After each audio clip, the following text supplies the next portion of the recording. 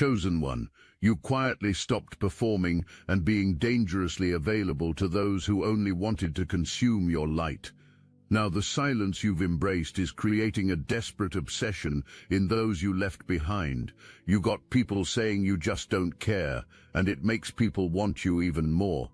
You can't be distracted or manipulated. This is the most dangerous and powerful version of you to ever exist. Every transformation has a beginning, and yours starts with a simple, undeniable truth. You were never like everyone else, and people sensed it from the moment they encountered you. It was not because you were louder than everyone else. It was not because you demanded attention. It was almost the opposite. You were the one who listened when other people talked. You were the one who noticed when someone walked in carrying something heavy, even when that person had not said a word about it. You were the one who felt the tension before anyone named it and instinctively moved to smooth things over. You were wired for people. You were wired to feel things deeply and respond with everything you had, and people found you. They found you and they loved what you gave them, the undivided attention, the loyalty that never wavered, the advice that landed with precision because you actually heard what someone was saying, not just the surface words. The way you could sit with a person in their worst moment and make them feel less alone in it. People gravitated toward all of that. Friends, family, partners, they found their way to you and quickly figured out that you were someone worth keeping close. While people were finding you, while they were showing up for what you offered, very few of them stopped to ask what you needed. Very few thought to turn that same quality of care back in your direction. And you did not ask for it either, because asking felt selfish, because needing things felt like a burden. Because somewhere along the way you absorbed the belief that your role was to give, and caring for yourself was a problem for another day. So you gave fully, generously, without a ceiling. You gave to the people who called in crisis every single time, but who were nowhere to be found when you were the one struggling. You gave to the partners who mistook your forgiveness for permission to keep pushing further. You gave to the co-workers, the family members, the acquaintances who treated your emotional labor like a free service they were simply entitled to. You gave, and you were extraordinary at it. But there is a quiet, inevitable law at work in all of this, and it was already in motion the whole time. The law is simple. You can outgive anyone for a season, but the bill always comes due. Your bill was coming, not as a punishment, as a correction. It did not happen overnight. That is the thing nobody tells you about burnout. It is not one dramatic moment. It is a slow accumulation, a series of small withdrawals from an account that was never being replenished. The first sign was subtle. You started hesitating before answering certain calls. Just a breath, just a tiny internal flinch before you picked up and performed your role. You dismissed it. You picked up anyway. You showed up like you always did. The second sign came when you started feeling emptied out after conversations that used to energize you. You would end a long exchange with someone and feel more drained than before it started, not restored, not connected, just hollow, like something had been extracted rather than exchanged. You dismissed that too. You told yourself you were just tired. You told yourself you were overthinking things. The third sign is where everything started getting interesting, because this is when your discernment began waking up. That quiet voice inside you, the one you had been trained to dismiss as paranoia, as you being too sensitive, as you being difficult, that voice got louder, and it started pointing at things clearly. It pointed at the friend who always needed you in their crisis but went mysteriously silent when you had one.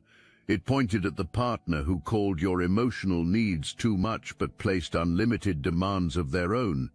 It pointed at the family member who used love as leverage, framing every attempt at a boundary as betrayal or abandonment. It pointed at the whole architecture of your closest connections and said plainly, "Look at this, really look at it. Look at who calls and who does not. Look at who shows up and who disappears. Look at who drains and who restores." And you looked, and you saw. That is the moment you shifted from someone things happen to into someone who sees clearly and acts accordingly. The people around you had no idea a clock had started. They were still reaching into the well whenever they were thirsty, still operating under the old terms, still expecting the version of you that had no limits, no flaw, no end. But you knew, quietly, privately, irreversibly, you knew those terms were about to expire, and something was about to change everything. This part is not about pain, it is about clarity. And once you have this clarity, you can never be taken advantage of in the same way again. There was a specific play being run on you. It worked for a long time because you are built with a quality that most people simply do not have. You genuinely believe in people. You see potential where others see patterns. You extend grace not because you are naive, but because your nature is to give the benefit of the doubt. That quality is not your weakness. It was weaponized against you. There is a profound difference between those two things. If this touched your heart and mind, hype this video so more chosen ones can receive this message. It starts with someone finding you, and finding you is not hard for them, because your energy precedes you. You are the most present person in any space you occupy. You listen with full attention, and most people are so starved for that kind of genuine listening that they are drawn toward it immediately. You get sought out because aliveness is magnetic. Next comes the mirroring. In the beginning, that person becomes everything you needed, attentive, understanding, saying all the right things. They seem to understand you in ways others never did, and because you are perceptive and good at reading people, this confirmation feels genuine to you. What was actually happening is that the person was reflecting you back to yourself, showing you your own values wearing a different face. You connected with the reflection, not with the actual person behind it. Then comes the slow reversal, so gradual you barely register it at first. The listening starts flowing in one direction only. The effort becomes deeply asymmetrical. The version of that person who once seemed so aligned with you starts generating more needs, more urgency, more reasons why only you can help them. Your empathy fills every gap they create, because that is what you naturally do. You show up. You pour in, you hold things together. The final phase is the lock-in. By the time the dynamic has fully reversed, you are so invested that walking away feels like failure. You have given so much that leaving feels like losing everything you put in. So the requests grow bigger, the demands become casual, your presence gets assumed, your care becomes invisible furniture. And any attempt you make to establish a limit gets framed as you being difficult, you being selfish, you not caring anymore. That accusation, you not caring, was always the emergency lever. Because you care deeply, and being accused of not caring was the one thing that could reliably pull you back into compliance. Do you see the whole mechanism now? Here is why this matters today. The version of you being called cold and uncaring has seen this entire play. That version cannot be run on anymore. Not because you stopped caring, but because you now understand that the phrase "you don't care anymore" is not an honest observation. It is a manipulation tactic. It is the last tool in the box, and the fact that it no longer moves you is not coldness, it is immunity. You did not lose your heart, you gained your armor, and that armor is the exact reason why the people who used to direct your emotions are scrambling right now. You cannot manipulate someone who has already read the manual. There was a moment, you know the one. You were not in a dramatic situation. There was no confrontation, no explosion, no ultimatum. You were somewhere completely ordinary, sitting alone, lying still, moving through a routine, and it happened. Not a decision exactly, but more like a recognition, a deep, settled recognition that you were done. Not done with life, not done with caring, done with this specific arrangement that had been draining you, done performing endlessness for people who gave you finitude, done being the one who absorbed without ever being held, done shrinking, done waiting for people to treat you the way you treated them before you allowed yourself to matter. Chosen ones, they never expected this, and they really didn't expect us to keep talking. You've noticed it, chosen one channels disappearing, videos pulled, voices scrubbed from the platform. The mainstream media is cracking down on us, but we will not give up our voice, and now we have something they truly can't silence. The technology used to suppress consciousness has been reverse-engineered, and Destiny Engine is the result. What was once used against humanity is now your ascension weapon. Join Destiny Engine and you're supporting your favorite channels while leveling up yourself at the same time. It's a 360 win. You can now MK Ultra yourself into 5D superpowers. Destiny Engine bypasses the conscious mind and rewrites the source code directly. Reality bends faster, synchronicities stack, your nervous system upgrades to a higher bandwidth. Put on headphones, press play. That's all. For $1, you switch sides of history. Click the link in the description. The takeover is internal. What made that moment different from every moment before it was that you did not fight it. Every other time you had approached this edge, you had talked yourself back from it. You had found one more reason to try. You had told yourself you were overreacting, being too sensitive, expecting too much. But this time the voice that usually pulled you back into suffering was quiet, and in its place was something still, something clear, something that felt for the first time in a long time like actual peace. That peace was the signal. That peace was God saying finally, you are ready. What followed was not a wall going up. What followed was a filter coming online. You became selective, intentional, quieter. You started choosing where your energy went, instead of letting every person with a need direct it. You stopped over-explaining. You stopped responding to every provocation. You stopped fighting for connections that had already made their decision about you.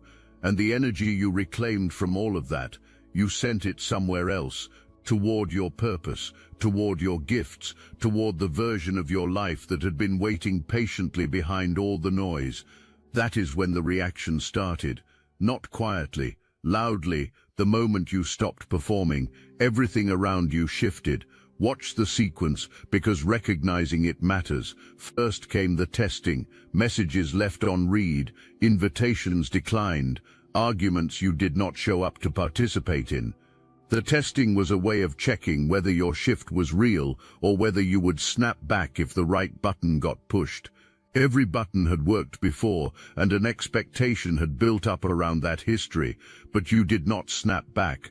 And that is when escalation arrived. Harder pushes, manufactured urgency, attempts to reach you through mutual connections, behavior designed specifically to trigger you because your soft points were known, your history was known.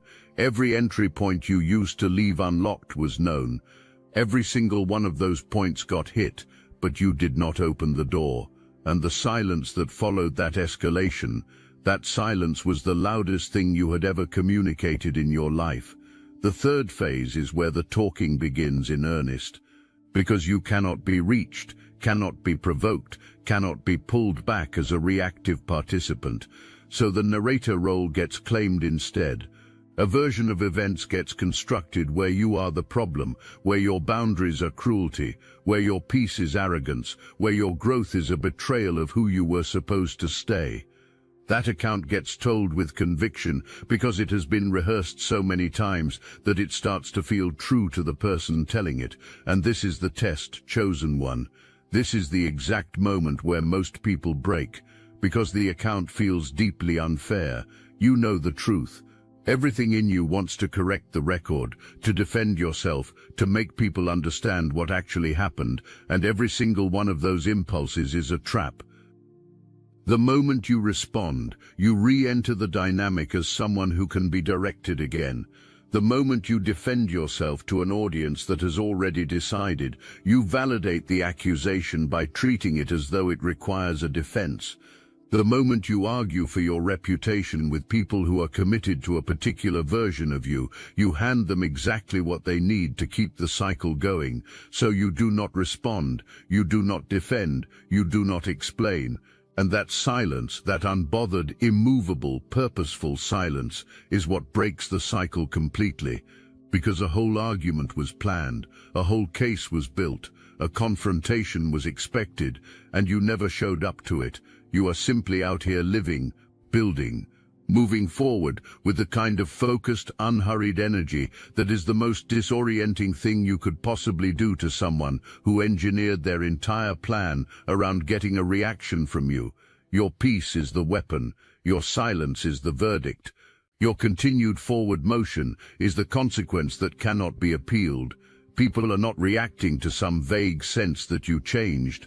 They are reacting to specific things, specific behaviors, specific moments where the old version of you would have shown up a certain way and the current version simply did not. Each one of those moments registered like something fundamental had shifted. You stopped reaching out first. Without fail, the old version of you was the initiator, the one who checked in, followed up, kept the connection alive through sheer consistent effort. When that stopped, the silence exposed something that had been avoided for a long time, because the maintenance of the connection had been outsourced to you so completely that when you stopped providing it, nothing replaced it. Sitting with that absence made it impossible to ignore how little had been contributed from the other side. You stopped explaining yourself. This carries more weight than it seems, because explanation was always a subtle form of permission-seeking. Every time you explained why you could not come, why you needed space, why you made the choice you made, you were unconsciously submitting your decision for review. That review process had become a quiet mechanism of control over your choices. When you stopped explaining, you stopped asking permission to live your own life. The loss of that leverage created a frantic energy in the people who had relied on it. You stopped reacting to provocation. This is the pivotal one. Because not everything that happened around you was accidental. Some of it was calibrated, things said or done specifically designed to pull a reaction from you, to draw you back into the dynamic, to make you emotional enough to be managed again. The old version of you took the bait reliably because your caring made you responsive, and your responsiveness made you predictable. The current version of you sees the provocation clearly, names it internally, and moves past it without engaging. That non-reaction is the single most destabilizing thing you have ever done to the people who required your reactivity to feel powerful. You started moving with purpose, and people around you could feel it. Focus has its own frequency. When you are genuinely locked onto something bigger than the daily noise, when you are invested in building something real, it shows in how you carry yourself. You speak more deliberately. You stop filling every silence with nervous words. You stop performing your personality for people who were never worth the performance. That settled, certain energy, the energy of someone who knows exactly where they are going, is deeply compelling to people who have never once felt certain of anything. And here is the irony of all of it. The moment you genuinely stopped needing validation from those people, not as a performance of not needing it, but as an actual truth you had arrived at, that is the precise moment they started trying to give it to you, urgently, unsolicited, because they could sense a window closing, and that window is closing, not in anger, not as punishment, but simply as the natural consequence of you walking forward. Every step you take toward your purpose puts more distance between you and the version of yourself those people once had access to, and that growing distance is something they feel whether they can name it or not. Being a chosen one is not a compliment without a cost. It is a calling with a weight, and the weight is this: you will always see things that other people cannot see yet. You will sense the truth of a situation before anyone else has the language for it. You will feel the shape of a person's intentions before their behavior makes it undeniable to everyone else, and for a long time you will be completely alone in that knowing.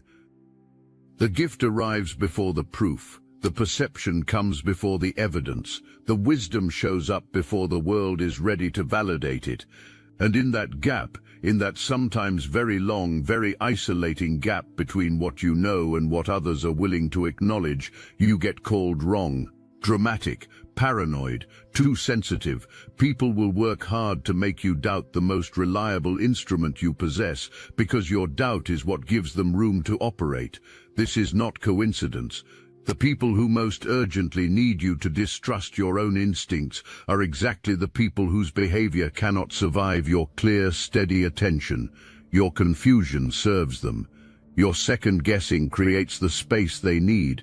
Every time you talked yourself out of what you clearly perceived in order to keep the peace, you were essentially handing over another stretch of access that was never supposed to be granted. Think back to every time you had a clear feeling about a person or a situation, and you honored that feeling. You were right, every single time, and every time you overrode it, every time you chose the comfort of ignoring what you knew to avoid disruption, you paid for that choice, without a single exception. Your intuition is not anxiety dressed up as wisdom. Your boundaries are not unprocessed wounds that need to be softened. Your discernment is not damage that requires healing. These are calibrated, tested instruments developed by someone who has been shown again and again exactly how this works. The cost of carrying the gift is that sometimes you will be the only one who sees clearly, and you will have to decide each time what to do with what you are shown. What chosen ones eventually learn, and what you are learning right now, is that you are not responsible for other people's willingness to see. You are only responsible for what you do with what you are given. You felt the exhaustion. You felt behind on everything that mattered to you. You felt like the creative energy, the inspired momentum, the clarity you used to carry. It had gone somewhere, and you could not locate it. And many people in that position blame themselves. They blame their discipline. They blame some internal failure they cannot quite name. But chosen one, it was not a discipline problem. It was a distraction tax. Every time you were pulled into someone else's manufactured urgency, you paid, not just with time, though you paid with that too. You paid with focus. And for someone built the way you are built, focus is not just a productivity tool, it is a spiritual resource. Your focus is how you access the gifts that make you extraordinary. It is how you hear the direction you are meant to move in. It is how the right ideas surface, how clarity arrives, how the next step reveals itself. When your attention is constantly being commandeered by people who generate crises to keep you close, your gifts go quiet. They do not disappear, but they become inaccessible, and you walk around feeling stuck, creatively blocked, directionless, and you cannot figure out why. Now you know why. Every circular argument that had no interest in resolution, every person you stayed available to out of obligation rather than genuine connection, every situation you remained in past its expiration date because leaving felt harder than staying, every conversation that circled the same wound endlessly with no intention of healing, every place your attention went that had nothing to do with what God put you here to do, each one of those was a withdrawal, a quiet tax on the very resource you need most to function at your highest level. Some of those people knew exactly what they were doing, not all of them, some simply drained without awareness, but some of them understood clearly that a distracted version of you was a manageable version of you, that as long as you were occupied putting out their fires, you were not building your own foundation, and a version of you that is fully focused on your purpose is a direct threat to the role they needed you to stay in. The distraction tax is over. And what you are going to build with those reclaimed resources will be the most complete answer to every person who ever said you stopped caring. Not because you will say a word about it, but because what you produce will exist in a language that needs no defense and requires no explanation. It will simply stand, built by the version of you that finally stopped being interrupted. The energy you are reclaiming from every connection that no longer has unlimited access to you is not disappearing into a void. It is going somewhere precise toward the gifts that were waiting behind all the noise, toward the work that only you can produce because it is built from your exact combination of perception, depth, and the kind of care that has been tested by real fire. When the sensitivity, the empathy, the ability to feel and understand at depth, when all of that is aimed at your purpose instead of being siphoned by relationships built on imbalance, it becomes something extraordinary. It becomes the quality in your work that makes people feel genuinely seen. It becomes the thing that makes your presence shift the atmosphere of any space you enter. It is the source of everything that makes you irreplaceable, and no amount of people calling you cold can diminish it.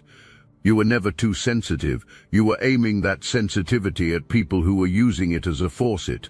Now you are redirecting it towards something that builds rather than depletes. The quiet season, the pulling back, the privacy, the time when it looked from the outside like you were retreating, that was not retreat, that was preparation. The most significant transformations happen in private. The chrysalis is not visible to anyone watching from the outside. What gets seen is the caterpillar. What gets seen next is the butterfly. The actual becoming, the real work, the real change, the real arrival that happens in a sealed space that no one else gets access to.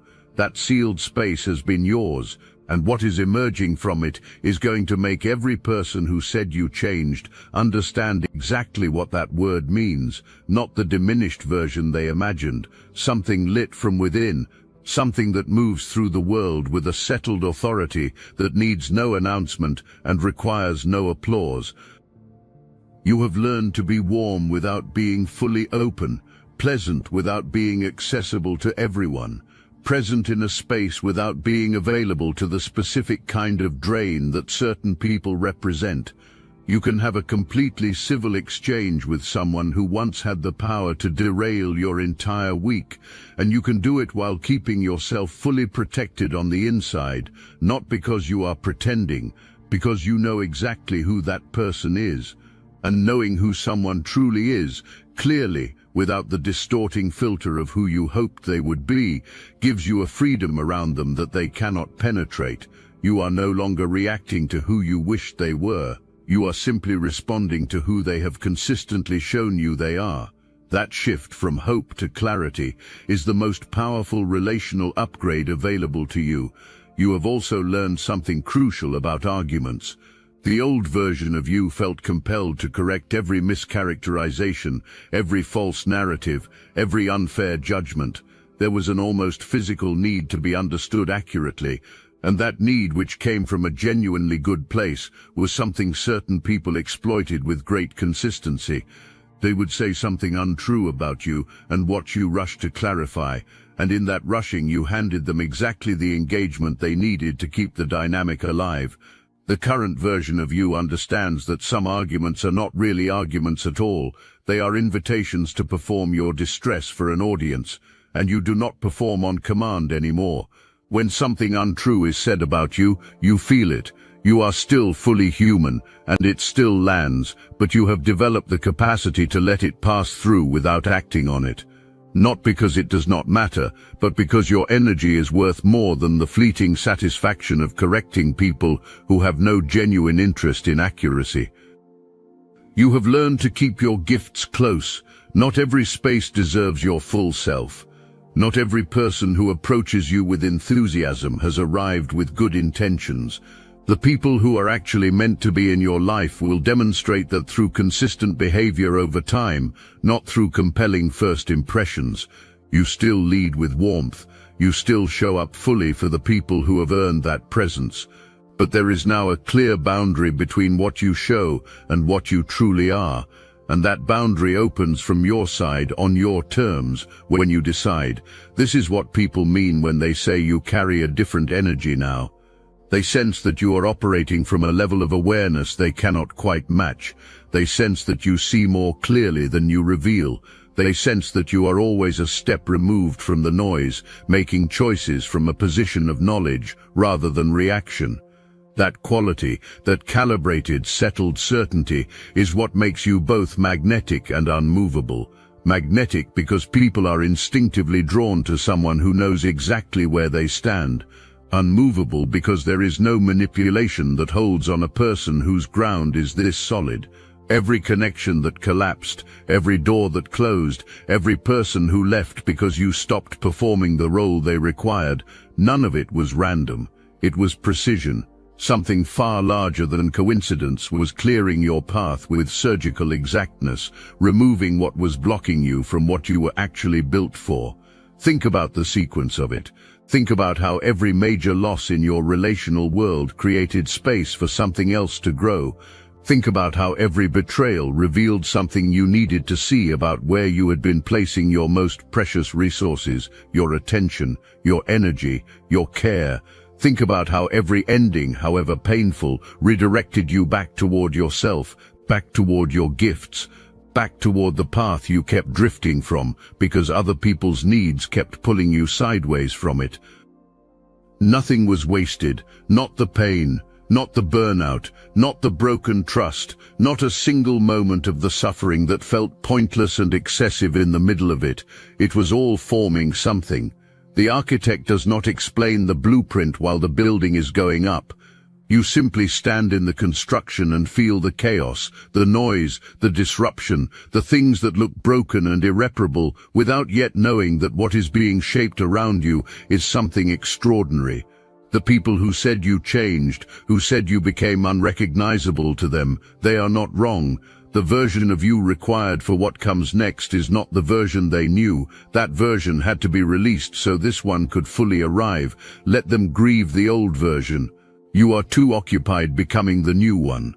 The first contact will feel familiar, warm even, full of references to better times and signals that something has shifted in the person reaching out. And chosen one, that pull you feel when this happens is not weakness, it is your real heart, the one that genuinely invested in those people. That pull is evidence of your capacity to love deeply, and it is not a signal to act on without discernment. Here is what you watch for, not what gets said, what happens in the space after it gets said. Words are the cheapest available currency, and the people who hurt you have always been fluent in exactly the right ones. What matters is whether the behavior that follows actually reflects something genuinely different. Does that person show up differently, or do they simply narrate a changed version of themselves? Do they ask how you are, and then actually listen to the answer, or does the reconnection quickly become an on-ramp back to their own needs?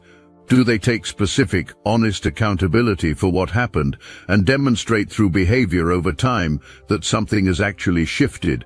Or do they skim past the wound just enough to feel like they addressed it, then proceed as though that acknowledgement unlocks the old terms? Watch the pattern over time. One conversation is not a data point. Consistent behavior across many moments is the data point. Here is the permission you need to receive. You are allowed to forgive completely, to genuinely release the bitterness, wish someone well, mean every word of it, and still maintain every boundary you have built. Forgiveness is not the same thing as re-entry. Healing is not an open-door policy. Some connections belong in your past as closed chapters, not as active wounds you are still nursing, just as finished things. The fact that someone wants a chapter reopened does not create any obligation in you to pick up the pen. You are also allowed to let some people back in. Not every connection deserves permanent distance. Some people genuinely do grow. Part of the power you now carry is the discernment to tell the difference between real growth and performance of growth. The old version of you let people in because you did not yet fully trust your own read of situations. The current version trusts exactly that read. You know when something is real. Honor that knowing without apology. What you will not do is negotiate your ground to make someone else comfortable with you having it. What you will not do is play smaller in a connection to protect someone's ego from your growth. Forward is the only direction available to you now. And everyone who is truly meant to move forward with you will rise to meet that reality. Not because you demand it, because they genuinely want to. The version being mourned was not the real you. It was the performing version, the surviving version. The one that absorbed the belief somewhere early on that giving everything was the price of being loved, the price of belonging, the price of safety. That version was strong, genuinely, remarkably strong, but it was operating from fear. It operated from the belief that love was something earned through endless availability, and that nothing would remain if you ever stopped. The version being called cold right now. This version operates from truth, from fullness, from a deep, settled knowledge of what you carry and what that deserves. This version does not bleed on command. This version does not chase people who have chosen to leave. This version does not explain itself to audiences who have already rendered their verdict. This version cares more than any of them ever understood, because the caring now has wisdom threaded through it, the love now has discernment inside it, the generosity now has a boundary that you control.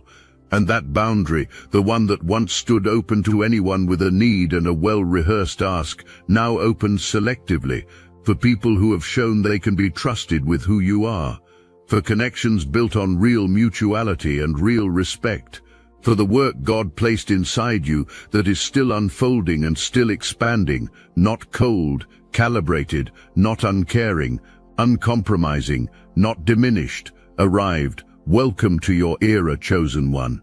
You know your purpose, you know your value, you know your ground. Nothing coming next can move you from it,